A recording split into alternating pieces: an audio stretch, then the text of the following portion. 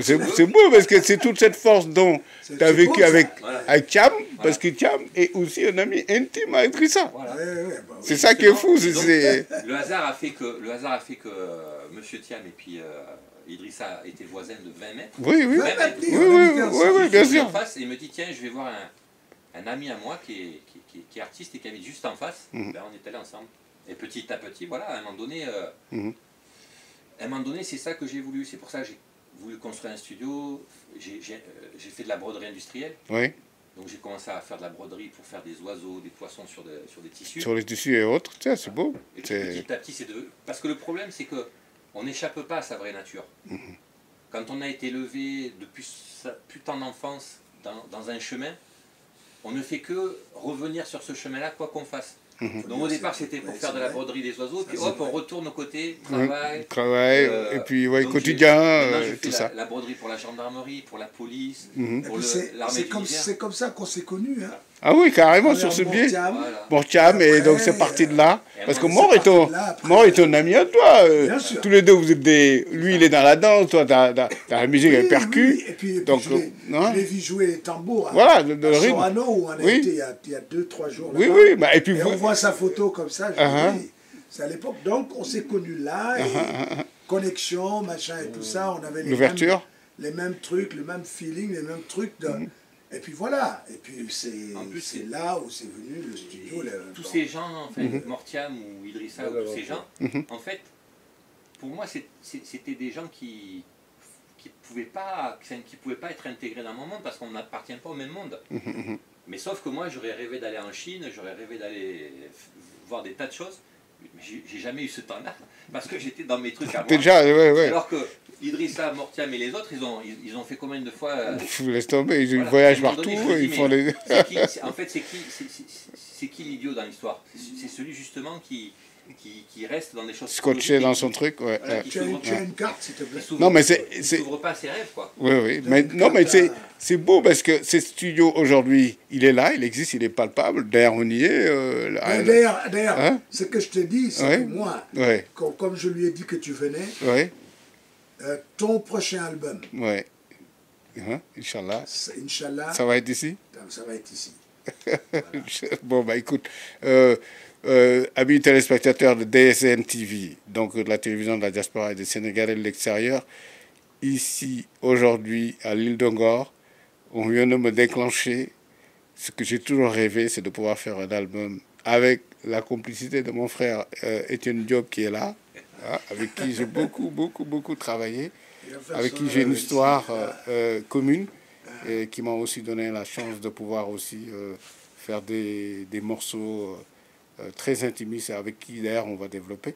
Mais ce qui est beau, c'est que tous les deux on se connaît, et notre grand frère Idrissa Diop avec son ami là, Vincent et Labonne qui est de Montpellier, que je connais bien. J'ai été cet été à Montpellier, justement, une très belle ville médiévale et très antique que j'aime beaucoup, et je trouvais que justement il y a un très beau charme justement à travers.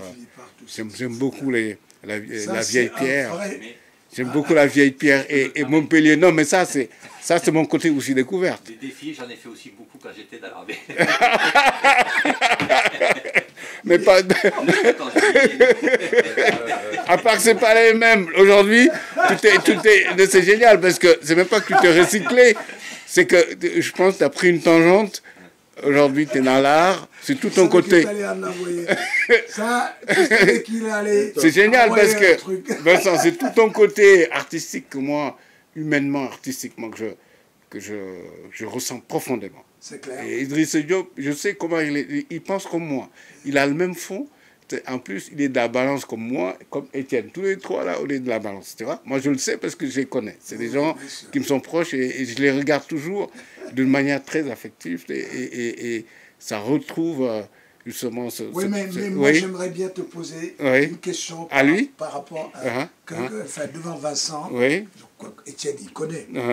Mais comment tu as fait pour conquérir le monde avec By Far Dream and the Human Tribe? Comment tu as... Enfin, je connais un peu, mais raconte-nous ça devant Vincent, parce que c'est inouï, c'est... Faut des syllabes, il est souvent ici. Oui.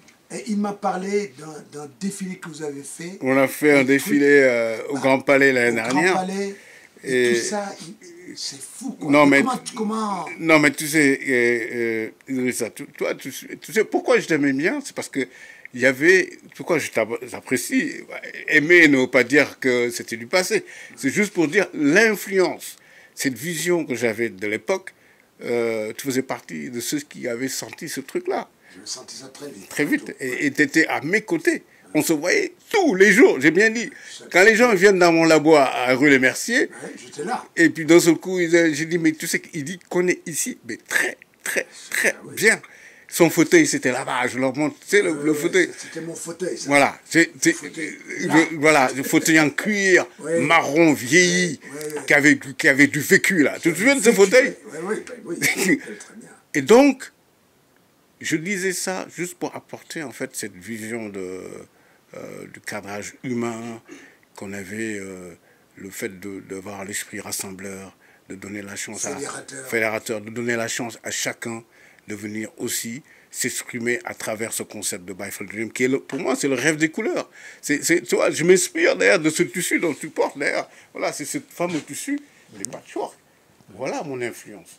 C'est cet aspect, c'est cet aspect-là que, pour moi, c'est ce tissu patché où l'inspiration de Bifold Dream est née. C'est ce fameux tissu patché que tu portes là. L'Andiaras, c'est ça. Parce que ça, pour moi, les gens, j'aime bien les voir quand ils sont de culture. Mais maintenant oui. Quand on voit Alicia Keys porter ça, quand on voit, comment elle s'appelle, la grande chanteuse Beyoncé. Oui. Tout ça porter des trucs comme ça, tu te dis, c'est-à-dire que... pas tort déjà au départ. Oui, mais grand frère, ça c'est aussi des idées que vous aviez pu développer déjà à l'époque. C'est que ça ne s'était pas propagé, mais il y avait déjà des chances déjà qui étaient là à nos côtés. C'est-à-dire qu'on avait... Salut les enfants, ça va, vous allez bien? Ce sont les enfants de Vincent? De Vincent, oui. Ok. Elle s'appelle Adi. Adi, ça va, Adi? Elle c'est ma princesse, elle s'appelle Koura. Koura, génial. Koura Bissan, notre princesse Serrère. Donc c'est ça, c'est cet aspect... Bonjour toi. Bonjour, ça va, vous allez bien? Alors vous êtes content d'être avec vos papas? Hein, là, tranquillement. Grand-père le plus gâté. Grand-père et surtout...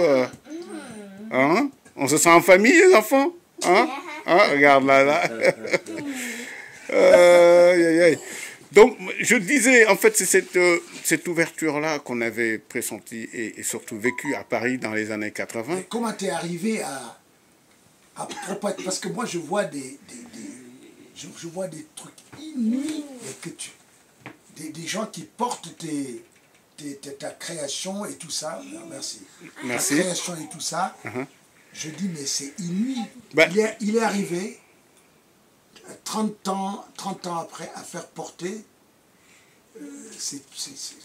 Mais Idrissa, mais c'est ça, c'est-à-dire qu'on est. Parce qu'à un moment donné, même je l'ai vu ça chez Econ ou les autres, à un moment donné, l'artiste, c'est vrai qu'il veut montrer la possession son matériel, puisque maintenant la société est une société de consommation. Mais la société de consommation, elle est là depuis juste 40 ans. Depuis plus que ça, même, mais bon. Mais l'être humain, il va revenir aux choses simples de la vie. Absolument. Ce qui me pose comme question, jusqu'à maintenant, je n'arrive pas à le répondre. Je peux, parce que c'est un moi. Moi, j'ai vécu une situation avec un officier sénégalais quand j'étais à l'armée française. J'avais acheté une brosse à dents. Et donc, il y a plusieurs qualités de brosse à dents, avec des poils souples, avec des poils un peu durs et des poils très durs. Bon, il se trouve que je n'avais pas fait attention, j'avais pris une brosse à dents qui avait des poils très très durs. Donc, la première fois où j'essaie de me brosser les dents, je sens que c'est pas bon, je la mets à la poubelle. Et il me regarde, il me dit, mais pourquoi tu la jettes? Je dis, mais parce qu'elle ne peut pas me servir. Les poils sont trop durs. Il me dit, ah non, il ne faut pas jeter un objet, il a une valeur, il faut pas. Il récupère ma brosse à dents et puis il l'a gardée pendant 1 an, 2 ans pour cirer ses chaussures. Et c'est vrai que, analogiquement dans la société française, à l'époque, on donnait de la valeur aux objets. Et comme dit la blague, tu sais, des enfants qui n'arrivent pas à s'entendre et qui disent à leurs grands-parents, mais comment vous avez été mariés aussi longtemps et vous avez été aussi heureux? Il dit, parce que nous on vient d'une époque où quand quelque chose ne marche pas, on le répare. Alors que vous êtes dans une époque où ça ne marche pas, on le jette. Et c'est vrai qu'il y avait ces transmissions de couteaux et autres, tas d'objets qui disent, bon, il a appartenu à ton père, tiens, ton oncle te donne ça. Il y avait toute cette transmission d'objets, les objets avaient de la valeur. Et maintenant qu'on revient vers ce genre de choses, eh bien, les habits, ils ont une valeur parce qu'ils sont uniques, parce qu'ils sont dissemblants de ce qu'on peut voir dans la norme. Tout à fait. Quand on va en Europe, les nuances, c'est le marron, c'est le gris, c'est le noir, et on joue sur des teintes très nuancées. Et il y a de moins en moins de couleurs, et c'est de plus en plus fade, alors que là on revient dans l'aspiration première des hommes, dans l'atavisme, en fait, dans ce qu'est l'homme depuis la nuit des temps, dans son originalité, dans sa personnalité, dans son individualité, qu'on a tendance à fondre, parce qu'aujourd'hui, quand on parle des gens, on dit quoi? Tu mets les effets là-dessus, hein, apprends à te vendre, soit un bon produit, tu vois ce que je veux dire, on te dit comme ça, il faut savoir se vendre dans la vie. Mais c'est aussi... On n'est pas dans la logique de l'argent, il y a des gens aussi... Absolument. Parce que, de toute façon, je disais Vincent, c'est-à-dire que la question dont tu posais, parce que là on arrive au terme de l'émission, d'ailleurs cette émission s'appelle One Echo, c'est fait voir, fait savoir. C'est ça le truc, c'est fait voir, fait savoir, c'est aussi ça ce qu'on est en train de faire à l'instant, d'être ici en famille et puis de parler de ce qu'on aime, de le dire simplement, tranquillement, sans gêne, sans convention. C'est aussi cet aspect qui me plaît, qui m'a plu là. C'est presque du live, hein, à part que bon, ça va être diffusé comme ça, brut de brut. Et c'est ça qui est beau, c'est de partager ces moments un peu intimistes, hein, qu'on aime. C'est cet aspect en fait de pouvoir aussi se parler sans gêne. Mais je suis tellement, je suis content doublement parce que tu viens aujourd'hui ici et je sais que tu bouges pas. Il y a des studios que tu connais, des gars que tu connais et tout ça. Mais si tu viens jusqu'ici, jusque chez nous, jusqu'à là, ici. Je suis chez moi, voilà. Tout simplement. Donc, et puis moi, je suis doublement content parce que, tu vois, tu me dis, bon, l'album, le prochain album de Mike Sylla, ça sera fait on va ici. le fabriquer de A à Z, ici, à Ngor Island Studio. Et avec ça, plaisir, avec grand plaisir. Je vais t'y aider, Étienne va t'y aider. Merci, merci. On va t'aider tous les deux, avec Darch d'ailleurs. Avec Darch, t'es prêt à participer dans l'aventure? Un méga prêt. Et content aussi d'avoir fait ta connaissance d'ailleurs. Merci.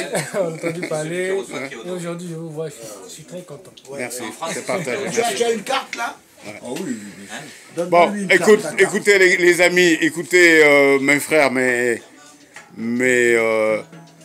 j'allais dire mes proches, c'est-à-dire que là on sent justement toute la force justement d'être ensemble.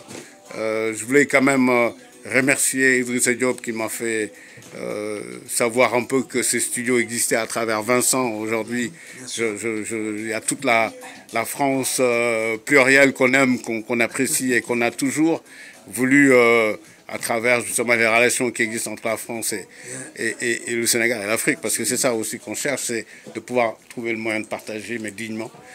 Étienne Diop qui est là, qui bosse quand même dans l'une des plus grandes radios du monde, qui est Radio France, qui est là depuis 21 ans, il est là-bas. Et qui joue le modeste, mais attends, et attention, attention, c'est un acoustiqueur, mais grave de chez grave. Étienne, à moins que tu aies un petit mot à dire, en fait, avant qu'on conclue. Ce que je dis, c'est-à-dire que bon, nous qui avons passé énormément de temps en Europe, d'accord, nous avons acquis de l'expérience. Absolument. Il est temps de rentrer au pays et de mettre ça en place, d'aider la nouvelle génération à devenir, je dis bien, devenir professionnel. Merci. Voilà. Merci. Et c'est notre devoir de transmettre cette connaissance à cette nouvelle génération. Devenir professionnel. C'est ça mon combat de tous les jours.